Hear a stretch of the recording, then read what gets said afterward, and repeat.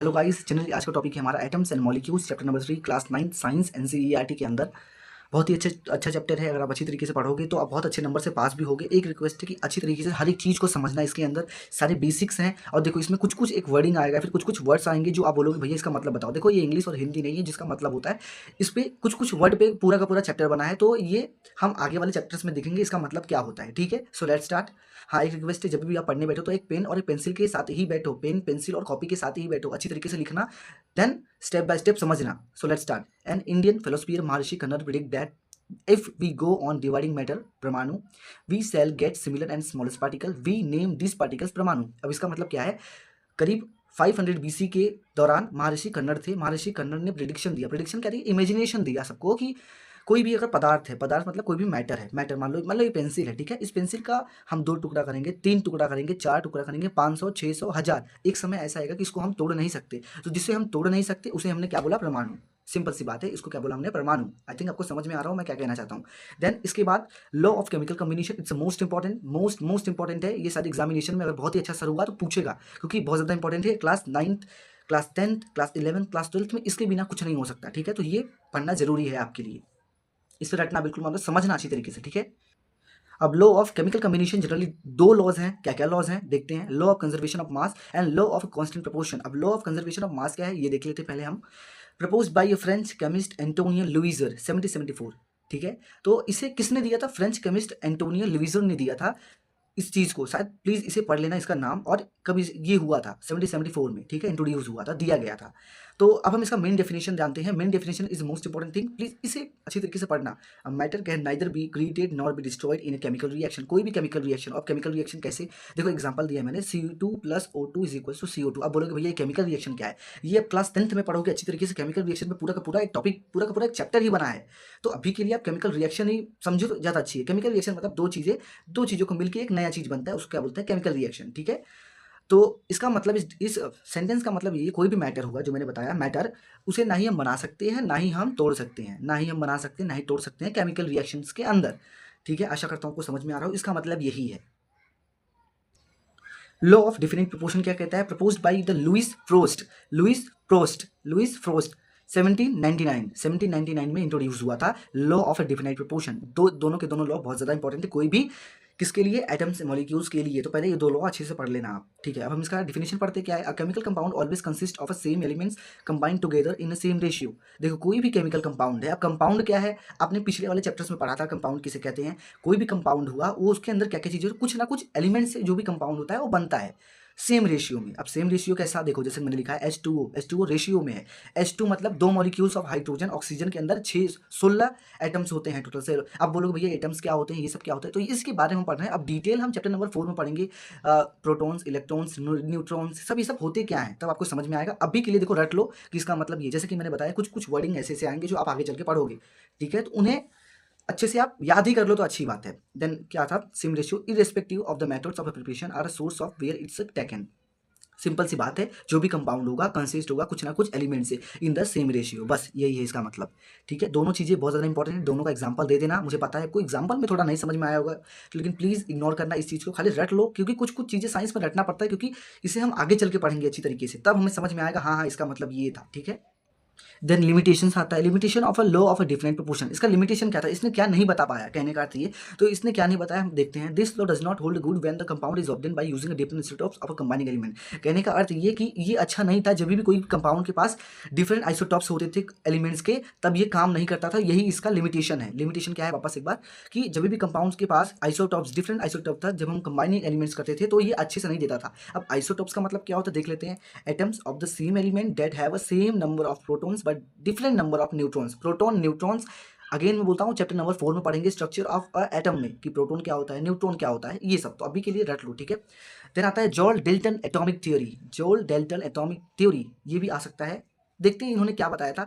John Dalton atomic theory क्या कहता है? Using in this theory Dalton realised the various law of chemical combination which were is existence at the time, however is assumed that the simplest compound of a two element must be binary। अब binary का मतलब क्या होता है? John Dalton atomic theory क्या कहता है? जितने भी केमिकल कम्बिनेशन थे, जितने भी लॉ ऑफ केमिकल कम्बिनेशन थे, सबकी एग्जिस्टेंस में, existence at a time time के एग्जिस्टेंस में उन्होंने एक सिंपलेस्ट कंपाउंड बताया। सिंपलेस्ट कंपाउंड क्या बताया? एज्यूम्ड। एज्यूम क्या किया? सिंपलेस्ट कंपाउंड, एक सिंपल सा कंपाउंड लिया जो मस्ट बी बाइनरी। बाइनरी का मतलब होता है दोनों के अंदर कुछ ना कुछ सिमिलरिटीज होना, दो एलिमेंट्स के अंदर।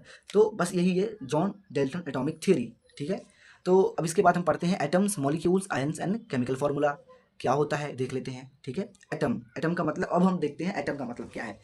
तो an atom is the smallest particle of an element which can take a part in chemical reaction, it may or may not exist freely. देखो एटम क्या है? एक बहुत ही स्मॉलेस्ट पार्टिकल है, बहुत ही स्मॉलेस्ट पार्टिकल मतलब बहुत ज़्यादा छोटा, बहुत ज़्यादा छोटा किसी भी एलिमेंट्स के अंदर। देखो पहले आता है हमारा कंपाउंड, इसे समझने के लिए प्लीज़ आप कर लीजिए, कंपाउंड के बाद आता है element.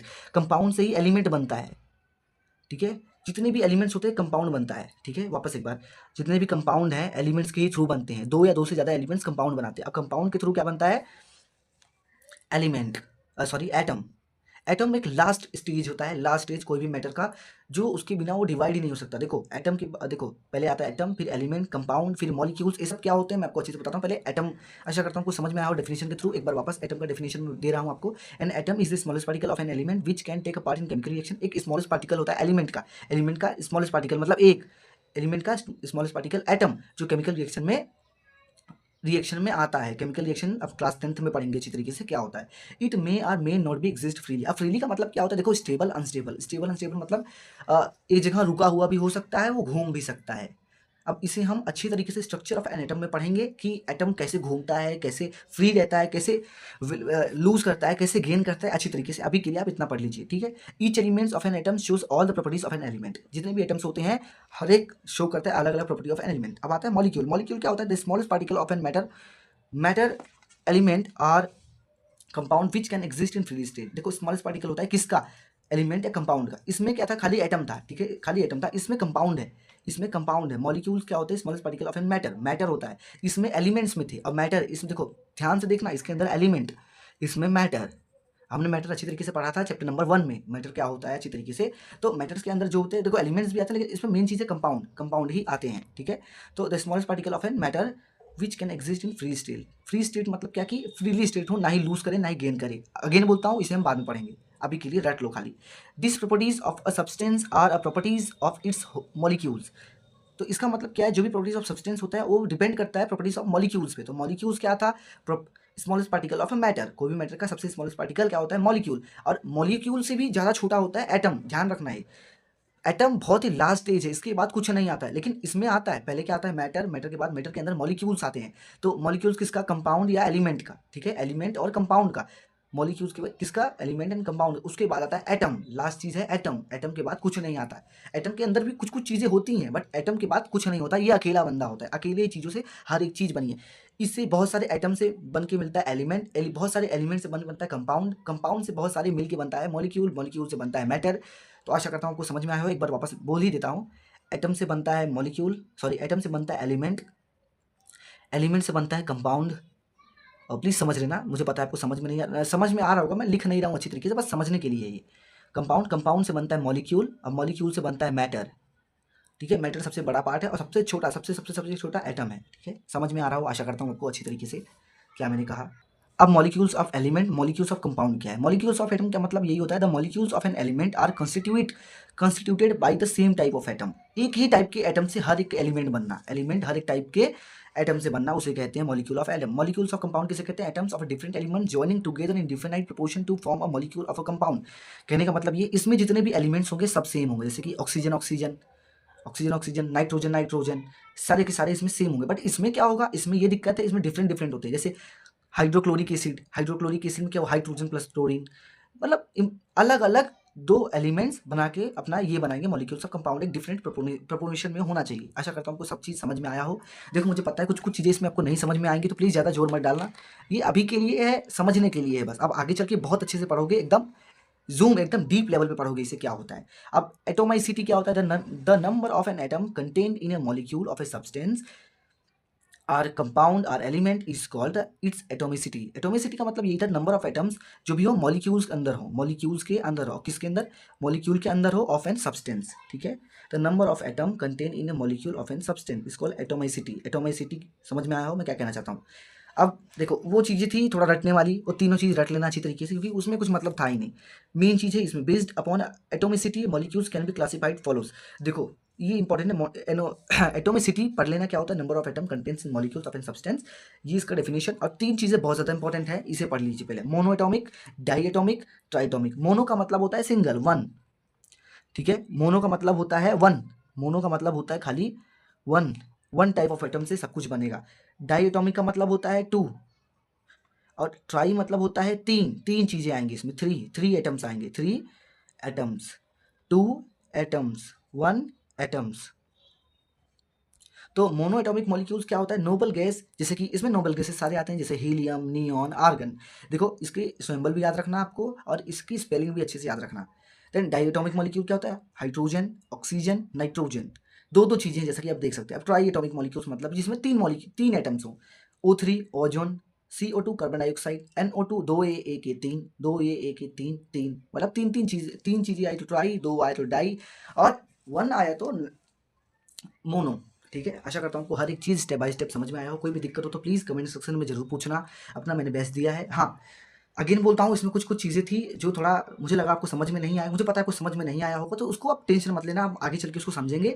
Structure of an atom chapter number 4 में अच्छी तरीके से, थोड़ा सा है बस रख लेना। कोई भी दिक्कत तो प्लीज़ कमेंट सेक्शन में जरूर पूछना। प्लीज़ यार सब्सक्राइब करना, लाइक करना एंड शेयर करना। Thank you so much everybody for giving me this opportunity. Thank you so much everybody.